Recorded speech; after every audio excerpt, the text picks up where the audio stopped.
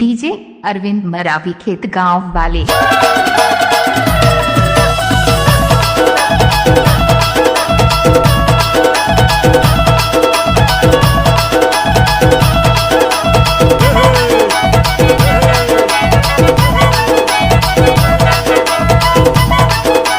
DJ Arvind Maravi खेत गांव वाले। Swant exclusive.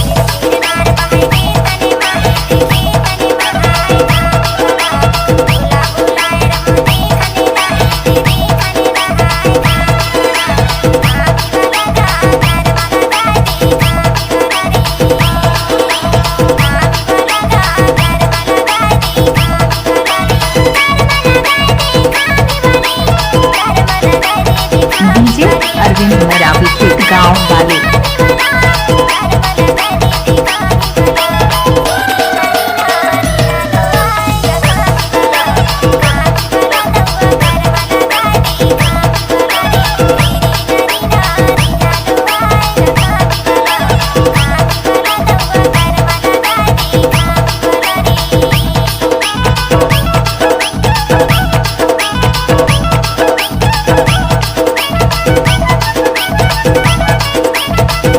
DJ Arvind Maravi खेत गांव वाले।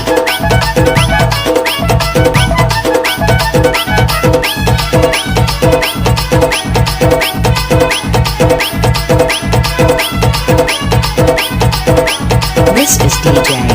Swant exclusive.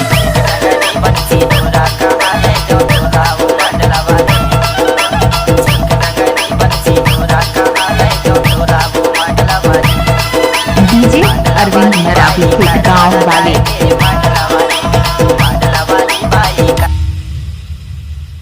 Mix by DJ Arvind Maravi खेत गांव।